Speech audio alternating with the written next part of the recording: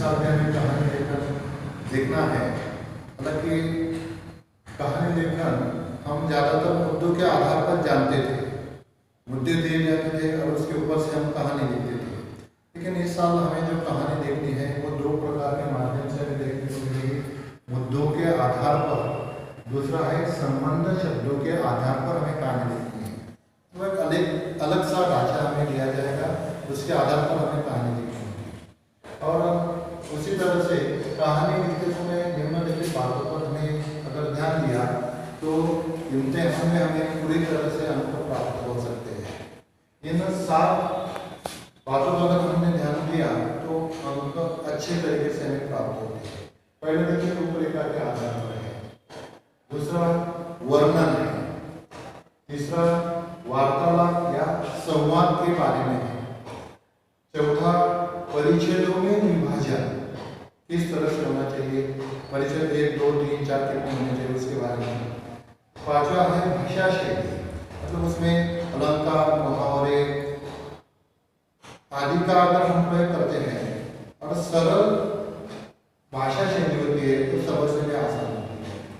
छठा है प्रारंभ और अंत, कहानी का प्रारंभ कैसे होना चाहिए, उसका अंत किस तरह से होना चाहिए, प्रारंभ कितने पंक्तियों में, अंत कितने पंक्तियों में और बीच के जो परिचय है तो कितने पंक्तियों में। इसका एक छोटा सा उदाहरण हमें यहाँ पर देखने को मिलता है। जैसे जैसे हम अगली कक्षा में चलते हैं उसी तरह से परिचय और बढ़ा दिया जाए तो शायद वो अच्छा होता है।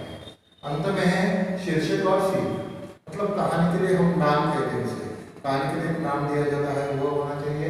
और सीख, उस कहानी से हमें क्या सीख मिलती है उसके बारे में हमें यह 7वां मुद्दा ध्यान देना है। इन 7 बातों के अगर हम ध्यान दें और इसी आधार पर कहानी लिखे तो अच्छे अंक हमें प्राप्त होते हैं। तो इन 7 का जो परिचय है वो मैं आपको बताऊंगा। तो चलिए चलते हैं उस मुद्दों की ओर जो मैं आपको। नमस्ते छात्रों, पिछले साल हमने कहानी लेखन देखा था। इस साल भी कहानी लेखन देखना है।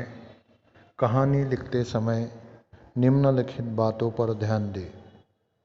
रूपरेखा, कहानी लिखने से पहले पूरी रूपरेखा 2-3 बार पढ़ लेनी चाहिए।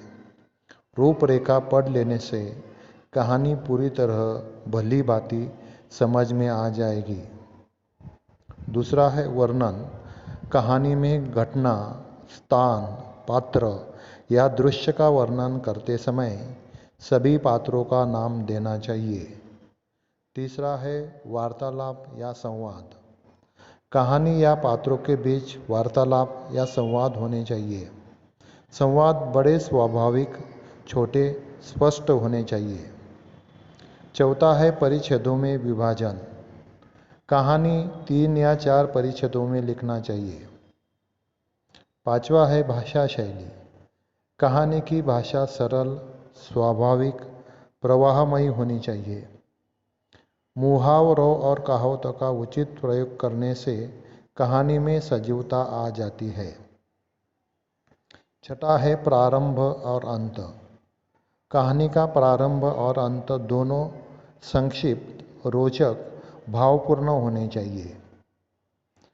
सातवां है शीर्षक और सीख, कहानी का शीर्षक कथा वस्तु से संबंधित तथा संक्षिप्त, रोचक होना चाहिए। उसी प्रकार कहानी से मिलने वाली सीख भावपूर्ण होनी चाहिए।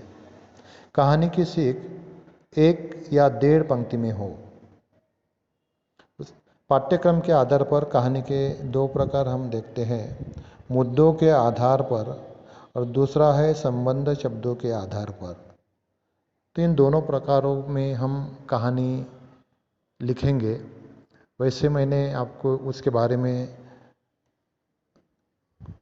परसों के दिन उसका परिचय दिया हुआ था, आपने उसको लिख लिया होगा और इस बातों से आप जान भी लेंगे।